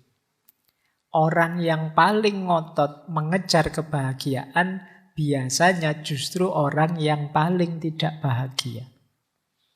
Orang yang bahagia itu ya orang yang bisa menikmati situasi, kondisi, kapasitas dirinya sekarang saat ini. Jadi bukan orang yang mencari kesenangan, tapi orang yang bisa menyenangi situasinya. Bukan orang yang mengejar kebahagiaan, tapi orang yang membahagiai hidupnya saat ini. Nah, ini namanya paradok hedonisme. Jadi di situ saya kutipkan pandangannya Viktor Frankl. Kata Viktor Frankl, kebahagiaan itu adalah hasil samping atau efek samping yang tidak disengaja saat kita mengabdikan diri untuk orang lain, untuk tujuan yang lebih besar, atau saat kita menyerahkan diri pada orang lain atau sesuatu di luar diri kita. Nah, ini menarik. Ini sebenarnya tips dari Viktor Frankl. Kalau kita ingin senang, kalau kita ingin bahagia, justru jangan jadikan kesenangan atau kebahagiaan sebagai tujuan. Biarlah dia jadi efek samping saja dari kebenaran, kebaikan yang kita hidupkan. Jadi, lakukan semua yang ideal, semua yang baik, semua yang indah yang kita tahu, yang kita mampu, efeknya pasti nanti menyenangkan dan membahagiakan. Jadi jangan dikejar justru kenikmatan dan kebahagiaan itu. Biarlah dia hadir sebagai efek samping dari segala kebaikan yang kita lakukan. Nah, kalau kita melakukan itu, kita tidak akan kena paradok hedonisme tadi. Jadi hidup ini memang mencari kesenangan, tapi kalau kita mendedikasikan hidup sepenuhnya untuk mencari kesenangan, justru kita tidak akan ketemu kesenangan itu. Karena kita ada dalam kondisi mencari terus. Tidak sempat menikmati hidup. Maka nikmati saja hidup kita, jalankan saja kebaikan, kebenaran yang kita tahu. Di antara efeknya pasti nanti kita ketemu kesenangan dan kebahagiaan. Nah, ini rumus namanya paradok hedonisme. Jadi kenikmatan jangan jadi tujuan utama, jadikan saja dia efek samping dari kebenaran dan kebaikan yang kita jalankan. Oke, ini rumus yang pertama. Perspektif berbeda tentang hidup yang hedon. Jadi Pak, saya itu sebenarnya tidak pingin seneng-seneng dengan HP terbaru, tapi kok tiba-tiba saya itu kerja keras, jujur, dapat rezeki yang banyak sekali. Saya bingung uang banyak ini buat apa, ya sudahlah Pak, tak beliin HP terbaru. Nah, itu kan beda. Dibandingkan kamu ngejar HP terbaru, ngejar mobil terbaru. Enggak. Ini efek samping saja. Oh, kelihatannya tetangga-tetangga, anak istri dapat banyak manfaat. Kalau saya punya mobil baru, ya saya belilah mobil baru. Kebetulan uangnya ada. Sebenarnya tujuannya tidak ke situ. Nah, ini menghindarkan dari paradok hedonisme. Oke, ini perspektif pertama. Perspektif kedua yang mungkin penting kita renungkan. Ini juga banyak dibahas orang belakangan, namanya hedonic treadmill. Hedonic treadmill ini penyakit yang lain. Kalau tadi kan orang yang mengejar kebahagiaan punya penyakit hedonic paradok. Orang mengejar kebahagiaan juga dia akan punya penyakit hedonic treadmill. Hedonic treadmill, hedonic itu kesenangan, treadmill itu treadmill, alat kita olahraga statis itu. Ini istilah dari satu artikel sebenarnya yang nulis Brickman and Campbell. Artikelnya judulnya Hedonic Relativism and Planning the Good Society. Jadi hedonic treadmill itu kalau kalian mengejar kebahagiaan terus, seringkali pada akhirnya justru kalian jatuhnya pada level awal ketika dulu kalian belum bahagia. Ini namanya kalian merasa seolah-olah sudah jalan jauh, padahal masih di situ. Itu namanya treadmill itu kan begitu. Kalian jalan terus seolah-olah sudah sampai mana, itu sebenarnya masih di situ. Jadi hedonic treadmill itu menggambarkan pada saatnya kebahagiaan, rasa bahagia, rasa senang kita akan kembali lagi ke titik awal. Pada akhirnya apa? Terus kita jadi tidak ada habisnya ini mengejar kebahagiaan ini. Kapan sih saya bisa puas itu? Tidak ada. Kenapa? Situasinya selalu balik lagi seperti awal lagi. Kepuasan kita seolah-olah tidak ada ujungnya. Contohnya ini coba. Misalnya, mungkin teman-teman ada yang kemarin lulus ranking 1, cum laude, menang undian, dapat jabatan, apapun itu. Seneng kan? Tapi kan tidak lama kan? Setelah itu balik lagi kayak sebelumnya. Biasa saja. Ngejar-ngejar bisa ujian skripsi, ujian tesis sampai mati-matian, tidak tidur sampai kamu sakit, sampai dimarahi pembimbingmu, jungkir balik nggak karu-karuan. Lulus senengnya setengah mati begitu lulus. Tapi setelah itu besoknya saja kok biasa lagi ya rasanya. Terus efeknya apa bedanya? Sekarang saya sudah gelarnya SH, SAG, SHUM. Terus bedanya apa ya? Balik lagi ke state awal. Dapat hadiah, senangnya luar biasa, alhamdulillah dapat undian aku, senang. Setelah itu kan biasa lagi, balik lagi ke state awal. Ini namanya hedonic treadmill. Atau saya contohkan lagi, kita pindah rumah. Punya rumah baru, tempat baru, apartemen baru. Awalnya senang, tapi sebulan, 2 bulan ya biasa. Ikut ngaji filsafat. Mungkin yang awal-awal ini excited, masih semangat. Meleh duduk di depan, pokoknya semangat. Yang santri-santri lama, yang peserta ngaji lama itu sudah mangkate kelewes santai. Lu duduk di belakang sambil ngerokok, wis biasa Pak Faiz gitu. Sudah bertahun-tahun ngikuti ngaji, ya wis koyo ngono-ngono wae. Sudah beda lagi. Awalnya excited, belakangan biasa. Ini contoh hedonic treadmill. Makan kan juga begitu. Seenak-enaknya makanan, ya yang paling enak kan gigitan pertama, piring pertama. Diulang piring kedua, piring ketiga sudah.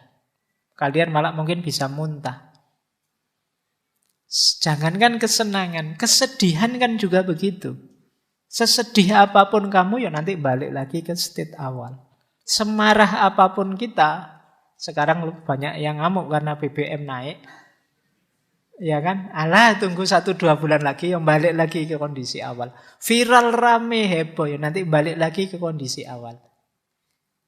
Terus kita nyari lagi yang membahagiakan kita apa. Kita nyari terus. Jadi seolah-olah, loh terus akhirnya kapan Pak saya benar bahagia itu? Kok rasanya stuck saja, di tempat saja. Tidak ketemu-ketemu kebahagiaan itu. Kita sudah diberi kebahagiaan, terus kok biasa lagi, tidak senang lagi. Diberi kesenangan, biasa lagi. Ini yang disebut efek hedonic treadmill.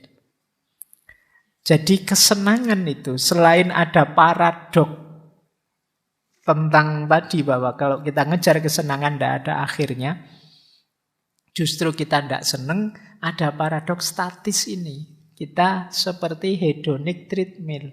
Segala macam emosi pada akhirnya balik netral lagi. Seolah-olah semua berawal di awal lagi. Kita sudah mencapai sesuatu, tapi terus jadi biasa dan kita punya keinginan lagi. Akhirnya berjuang lagi. Kesenangannya ada tadi. Terus kan kita heran, lah Pak, saya benar-benar bahagia itu kapan? Nah, ini efek dari hedonic treadmill namanya. Kapan-kapan teman-teman direnungi ya. Ada sedikit tips untuk menghindarkan diri dari segala macam kebahagiaan yang absurd tadi. Ya kalau tips dari agama sih jelas bahwa hidup ini jangan terlalu diambil hati. Kebahagiaan duniawi itu kan bukan kebahagiaan yang hakiki. Dia hanya lahwun, dia hanya permainan, dia hanya laibun. Dia hanya sesuatu yang melengahkan kita. Kemudian dia hanya zina. Zina itu hanya perhiasan. Kelihatannya indah tapi tidak hakiki. Dia hanya tafakhur, tempat kita bangga-banggaan. Seolah-olah kita itu hebat, seolah-olah kita itu luar biasa, padahal mungkin tidak. Tempat kita takasur, berlomba-lomba, banyak-banyakan. Itu kan semuanya tidak ada yang hakiki. Itu kalau versi agama. Mungkin lain waktu kita bahas ya. Ada banyak rumus untuk hidup. Kalau dalam Islam ada qanaah, ada zuhud, ada uzlah, dan lain sebagainya. Nah, cuma ini tips sementara. Untuk kita tidak terjebak pada paradok hedonisme, tidak terjebak pada hedonic treadmill tadi. Yang pertama apa? Jangan bosan-bosan untuk nambah pengalaman yang positif. Kenapa jadi membosankan, jadi stuck di situ terus? Mungkin karena kitanya sendiri tidak mau gerak. Kita tidak nambah wawasan, tidak nambah pengalaman. Ya kita akhirnya diserbu kebosanan-kebosanan. Jadi hidup yang tidak ada tantangan-tantangan baru ya tentu saja membosankan. Kayak kita orang treadmill seolah-olah sudah jauh tapi kita ya di situ-situ saja. Nah jadi yuk jangan segan-segan nambah pengalaman. Mungkin nambah teman baik. Mungkin yuk perjalanannya ditambah, pengalaman ini, pengalaman itunya ditambah. Kemudian yang kedua, temukan sisi-sisi menyenangkan dari setiap pengalaman. Temukan ada ragam kebahagiaan yang sebenarnya bisa kita nikmati, tidak sekedar yang kita kejar. Nah, ini menguntungkan kita. Jadi, ternyata yang membahagiakan itu tidak cuma aku lulus ujian loh. Membahagiakan juga ternyata bahwa orang tuaku ikut bahagia. Membahagiakan juga bahwa ternyata sekarang aku setelah ini bebas, tidak harus lagi dikejar-kejar pembimbing. Ada lagi yang membahagiakan, ada banyak hal membahagiakan. Sehingga kita tidak cepat-cepat tertreadmill tadi, nggak cepat-cepat bosen terus merasa stuck. Masih ada sangat banyak hal yang bisa kita syukuri. Tidak hanya itu. Dan masih ada banyak hal yang bisa kita jalani untuk kita menemukan kebahagiaan. Kemudian yang ketiga ada lagi tips mindfulness. Mindfulness itu dulu pernah kita bahas satu sesi full meskipun sesi online. Jadi ketika kita diminta untuk hidup sepenuh hati, sudah sederhananya itu. Hadirkan diri kita di setiap detik, setiap momen. Sehingga nanti kita akan sadar betapa ada sangat banyak hal yang menarik, yang indah, yang bisa disyukuri tanpa harus kita judgmental, tanpa harus kita nilai. Menyenangkan, membosankan, membahagiakan. Itu kan atribut-atribut, tempelan-tempelan yang kita berikan pada setiap peristiwa, setiap fenomena yang kita hadapi.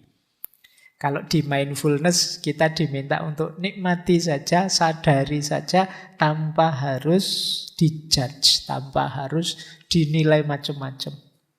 Saya lulus, alhamdulillah. Saya bisa wisuda juga akhirnya, alhamdulillah. Tanpa harus ditambahi judgement macam-macam. Itu akan lebih panjang durasinya. Nah, yang terakhir tentu saja kita diminta untuk tidak mudah larut oleh kesan dan emosi yang muncul dalam diri kita. Ini nanti jadi kunci sebenarnya yang terakhir ini. Ya memang kita itu sering diseret, diombang-ambingkan oleh rasa kita. Khususnya rasa senang dan tidak senang tadi. Maka sebenarnya kunci yang lebih penting untuk kita memenangkan pertarungan senang dan tidak senang tadi adalah kemampuan kita mengontrol, mengarahkan, dan mengalahkan diri kita sendiri. Untuk tidak diombang-ambingkan oleh emosi kita sendiri. Nah, ini nanti jadi kunci biar tidak jatuh pada hedonic treadmill atau paradok hedonisme tadi. Ya memang orang hidup ini nyari senang, siapa sih yang tidak mencari kesenangan. Tapi kesenangan yang jauh lebih tinggi, jauh lebih luas, dan juga kesenangan yang tidak sekedar permainan emosi saja. Nah, ini mungkin jadi PR-PR kita, agar tidak terjebak pada perilaku hedonistik khas masa kini dengan 5 ciri tadi yang banyak kita prihatinkan. Baik, saya kira itu ya teman-teman. Malam hari ini belajar kita tentang hidup hedon, hidup yang mencari kesenangan. Silahkan diambil banyak perspektif tadi, pilihlah yang paling cocok, yang paling sesuai untuk hidup kita. Mungkin masing-masing orang perlu mengambil formula yang berbeda karena setiap orang situasi hidupnya beda-beda. Oke, saya akhiri sekian untuk malam hari ini. Kurang lebihnya mohon maaf. Wallahul muwaffiq, wallahu a'lamu bissawab. Wassalamualaikum warahmatullahi wabarakatuh.